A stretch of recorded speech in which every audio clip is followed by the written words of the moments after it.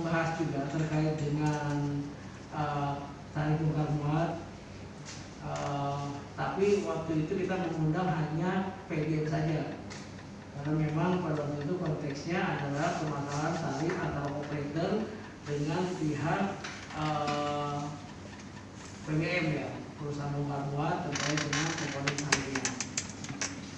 Ternyata di pelabuhan ini juga ada unsur-unsur komponen yang berhak di dalam penentuan tarif. Seperti itu ada juga namanya koperasi TKBM. Nah, koperasi TKBM ini di dalam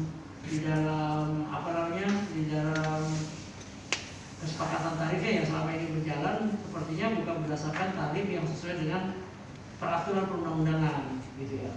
Masih berdasarkan kesepakatan, karena memang tarif ini sepertinya informasi yang saya dapat, karena ya sudah, kalau masih baru awal-awal ya sudah kita sepakat aja dulu, tapi belum mengaju kepada komponen tarif yang ada. Memang yang menjadi kendalanya kami di lapangan, maka saya sebagai KSOP atau teman-teman struktural kami di KSOP Patimban ini, karena penentuan tarif yang sudah ditetapkan oleh operator itu ada beberapa unsur komponen tarif di dalamnya, itu berdasarkan daftar tarif yang kami terima, yaitu di dalamnya ada unsur stevedoring, ada cargo handling, ada jasa dermaga, ada jasa terminal, ada kebersihan, ada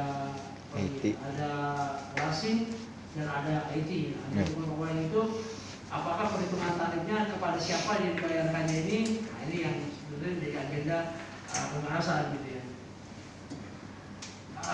Karena memang terus terang pembahasan antara operator PPI atau PICT dengan pihak PBM terkait dengan kesepakatan tarif, juga informasi yang saya dapat sampai hari ini masih belum final ya, masih belum putus ya.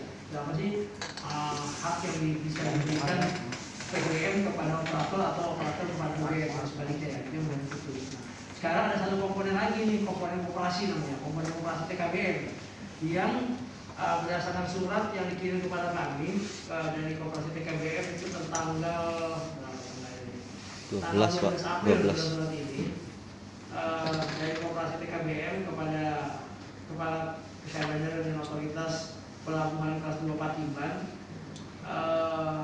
nomor suratnya ini 204 garis miring SPR garis miring Romawi 12 garis miring Romawi 4 garis miring 2022 tanggal 12 April 2022. Antara lain, dia mempertanyakan, pihak koperasi itu mempertanyakan terkait dengan tarif OPT, OPP, OPP yang di Pelabuhan Patimban, mengacunya kepada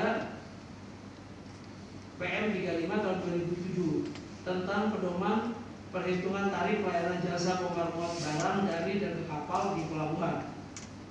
Jadi disebutkan pada pasal 5 ayat 1A telah jelas disebutkan untuk perusahaan bongkar muat semua tupoksinya yaitu menyediakan tenaga supervisi dan menyediakan alat-alat bongkar muat. Adapun koperasi TKBM meliputi semua tenaga kerja bongkar muat termasuk supir, shifting, driver. Dan pada pasal 10 ayat 1 dan 2 juga disebutkan bahwa koperasi TKBM melakukan kegiatan tambahan, diantaranya adalah lasing, unlasing, extra gauge. Jadi dianggap ini oleh pemahaman teman-teman koperasi berdasarkan suratnya ini kepada kami, mengacu kepada PM 35 ini, bahwa sebenarnya unsur tenaga yang ada di pelabuhan itu adalah unsur koperasi TKBM gitu. Jadi kalau PBM ini tidak menyediakan unsur tenaga gitu ya. Jadi dalam TKPBM ini hanya melakukan kegiatan supervisi, PBM ini hanya melakukan kegiatan supervisi dan penyediaan alat. Tapi kalau penyediaan tenaganya itu adalah unsur koperasi TKBM. Sehingga si TKBM ini berhak dia menetapkan tarif atau menentukan atau membahas terkait dengan tarif OPP atau OPT-nya, yaitu ongkos pelabuhan pemuatan dan ongkos pelabuhan tujuan. Memang di Patimban sebenarnya tarif OPP OPT ini kan sebenarnya kesepakatan diserahkan kepada para pengguna jasa atau pelaksana di lapangan gitu dengan operator sebenarnya. Tapi sebenarnya komunikasi antara koperasi TKBM dengan operator coba difasilitasi, masih belum dapat titik temu ya, masih belum bisa menghasilkan suatu kesepakatan apa sih tarif yang layak diberikan kepada tenaga kerja bongkar muat di pelabuhan ini. Karena berdasarkan laporan yang saya peroleh bahwa tenaga kerja bongkar muat ini dibayar tidak manusiawi gitu ya, bahkan di luar daripada standar upah minimum. Bahkan seperti itu ya, bahkan saya nggak tahu kenapa enggak, ceritanya bahwa saya peroleh bahwa sebulan itu satu tenaga kerja bongkar muat ini cuma terima 200.000, 300.000 sebulan satu orang. Itu jauh dari kehidupan layak seperti itu ya. Nah, tapi nanti dalam pertemuan pada pagi hari ini nanti kita mungkin bahas pertama legal standingnya, apakah benar seperti yang disampaikan dalam surat koperasi TKBM tersebut yang saya bacakan, bahwa memang begitu demikian, bahwa PBM ini tugasnya hanya mensupervisi saja. PBM itu tidak punya hak untuk melakukan kegiatan bongkar muat, penyediaan tenaganya maksudnya ya.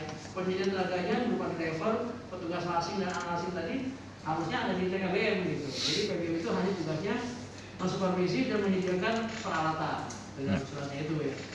Itu yang kita bahas terkait dengan legal standing, bahwa keberadaan antara PBM dan TKBM ini rupanya seperti apa. Terus kedua, terkait dengan komponen tarif terhadap kegiatan bongkar muat ini, gitu ya. Nah, jadi sebenarnya kepada tenaga kerja atau kepada siapalah, PBM atau TKBM ini, dari operator atau bagaimana sistem kerjanya, dibayarnya berapa sebenarnya, kan gitu ya. Dibayarnya berapa, kesepakatannya berapa di OPT-nya gitu ya, disepakati kan gitu ya. Memang di dalam tarif yang sudah ditetapkan oleh operator terkait dengan tarif pelabuhan Patiman di terminal kendaraan, sudah ada memang komponennya. Di dalamnya itu ada komponen stevedoring, ada komponen cargo handling, ada komponen jasa dermaga, jasa terminal, seperti itu lah yang saya sebutkan. Ada komponen-komponen itu gitu.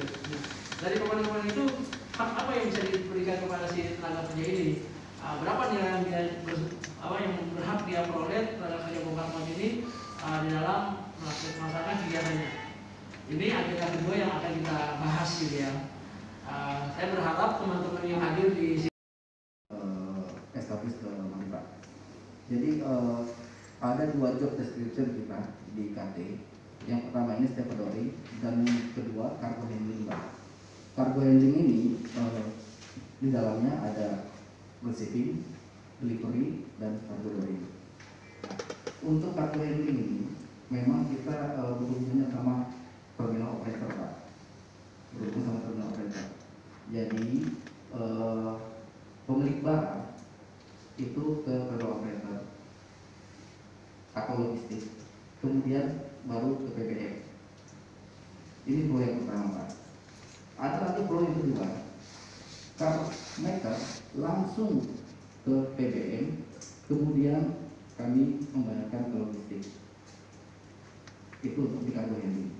Kemudian untuk di stevedoring itu kami langsung Pak B2B dengan shipping line. Jadi baik administration maupun ke operasionalnya itu langsung B2B dengan shipping. Nah, ketika Patiman di jalan, kami masuk ke mari itu bersama-sama dengan TFLI Pak. Masuk bersama dengan TFLI. Waktu itu belum ada terminal operator, kita sudah masuk di sini. Yang pertama kita kerjakan itu domestik Pak. Yang pertama kita kerjakan domestik. Untuk di cargo handlingnya memang waktu belum ada terminal operator, kami berhubungannya dengan SOP untuk di cargo handling. Kemudian untuk di stevedoring kami langsung ke shipping. Dalam hal ini shipping kami NSI. Kemudian ketika sudah ada terminal operator, ada TFLI di dalamnya, kami direct untuk ekspor import ke TFLI sebagai logistiknya. TFLI kemudian ke PSCP. Nah, terkait cargo handling ini, itu memang di dalamnya sudah termasuk ada OPP Pak. OPP. Jadi ada receiving, delivery, cargo loading, kemudian ada OPP di dalamnya. Nah, kalau untuk shippingnya itu tidak berbeda jauh. Pada saat ini masih disebut dengan shipping Pak. Oke. Jadi mungkin itu yang pengeluaran Jakarta tidak berbeda jauh dengan di PSCP. Itu aja sih. Mungkin dari kedua lain ada yang tambahkan.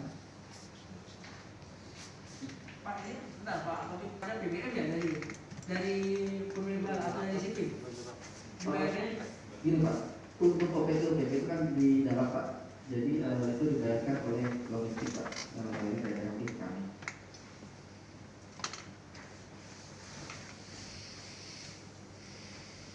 Flow-nya pemilik barang bayar ke PSID turun ke TFLI turun ke BBM. Itu yang sudah berjalan sama ini Pak. Nah kalau Bapak dengan TKBM apa? Komponen bisnisnya seperti apa? Kalau Bapak menunjukkan seperti apa? Atau seperti apa? Ya, kami dengan TKBM memang dari awal masuk pertama kali bersama dengan TKBM itu di kapal domestik Pak. Memang TKBM yang sudah berjalan sampai saat ini itu tidak berbeda jauh dengan di Thailand Bio. Jadi kami bersama-sama berkontak dengan mereka untuk penggunaan tenaga asing Pak. Tenaga asing aja ya? Tenaga asing. Tadi kesepakatan berarti ya antara PBM dengan si TKBM kesepakatan ya pada waktu bikin kontrak tadi itu ya? Bersepakat itu ya? Ya, kesepakatan. Tapi memang belum ada dasar Pak, karena apa? Kalau di Tanjung Priok kan sudah ada dasarnya Pak. Jadi tarif TKBM itu memang sudah ada persetujuan dari asosiasi. Nah, ketika kami berkontrak dengan TKBM itu memang tidak ada dasarnya, hanya kesepakatan gitu saja dengan TKBM dengan koperasi. Nah, terkait manpower memang sampai saat ini kami tetap seperti biasa untuk tenaga asing. Kalau drivernya tidak pakai tenaga dari pasti pakai tenaga sendiri ya, artinya tenaga dari PBM atau pakai tenaga tetap bekerja sama dengan si TKBM untuk yang drivernya? Sampai saat ini driver kita masih dengan kami Pak, masih kami sendiri yang handle. Tapi memang kami mengikuti peraturan dari SOP bahwa perusahaan yang berdiri di sini mesti 30% dari penduduk lokal yang ada di wilayah tersebut. Ya penduduk lokal kan maksudnya kan bukan berarti harus pegawai koperasi gitu ya maksudnya ya, itu penduduk lokal sini atau ambilnya dari koperasi gitu. Ini penduduk lokal tadi itu yang dari kami merekrut sendiri Pak. Sendiri bukan dari yang dari PKBM ya, bukan dari unsur anggota TKBM koperasi bukan ya? Bukan ya. Mungkin yang lain teman-teman PBM yang lain ada bisa menambahkan yang disampaikan oleh Pak Taufik. Pak Taufik kan yang mana ya? Takut pakai masker berubah. Ada lagi mau sampaikan atau? Intinya sama Pak. Sebelumnya histori kita kerja di Latif, TKBM itu hanya fasilitas untuk lasing ya. Jadi untuk kegiatan bongkar muat itu dilakukan oleh perusahaan bongkar muat. Yang memang kita sudah punya secara organisasi kita sudah ada, masih seperti Pak Taufik juga sudah ada ya. Jadi intinya kalau kita membutuhkan tenaga, apakah kita ngambil dari koperasi atau ngambil dari luar, itu kewenangan dari perusahaan. Tergantung kita kemitraannya dengan koperasinya gitu. Maksudnya gini, dengan kita pindahan kita ke Patimban ini, justru pos yang harus kita perkecil Pak. Jangan sampai runtutannya posnya makin panjang, urutannya jadi makin panjang, birokrasinya makin besar posnya. Itu yang intinya dari kita dari TKBM ini. Jangan sampai kita TKBM ini ditekan oleh pelayaran, dan kita nggak bisa ngapa-ngapain. Posisi kita di tengah si PBM ini ya. Nah, seperti yang kita sampaikan dari awal-awal dulu, kita sepakat dengan SOP waktu itu ya. Dari sisi manpower kita jumlah orangnya kita banyak orang putra daerah yang Bandung juga sama. Putra daerah tapi bukan unsur dari anggota koperasi TKBM bukan ya, tapi di luar dari itu ya. Karena kita belum ada kerjasama dengan koperasi TKBM Pak. Ya, jadi kita belum ada kerjasama dengan koperasi TKBM. Akhirnya untuk mengakomodir itu lasing lah yang kita ambil dari koperasi. Jadi layaknya di pelabuhan-pelabuhan seluruh Indonesia seperti itu. Nggak bisa ujuk-ujuk kita nggak ada kerjasama, kita minta kerja orang ya. Gitu. Karena apa? Satu orang ini begitu ada insiden ini ratusan juta Pak. Bukan kargo biasa ya ini kargo ini. Atau koperasi itu siap kalau misalnya timnya mereka ya amit ya ada insiden seperti ini. Nah, itu yang harus kita sama-sama kita kerjasama. apa namanya, keuntungan dan kemitraannya itu apa yang kita dapat gitu. Yang Bapak maksud insiden itu apa? Ya kejadian-kejadian kalau misalnya terjadi Ya apa? Contoh konkretnya apa?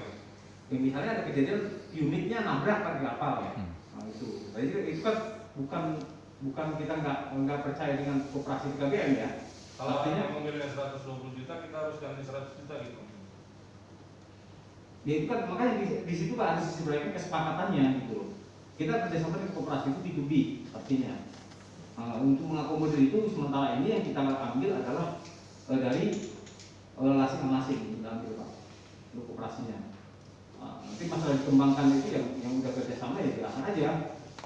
Gitu. Nanti untuk bisnisnya kan pasti ada di situ. Itu Pak. Sejak dari kita sama Pak, pola kita kerjasamanya harus kita jelas dulu sebelum kita mengaturnya. Terima kasih Pak. Baik, terima kasih. Yang lainnya ada?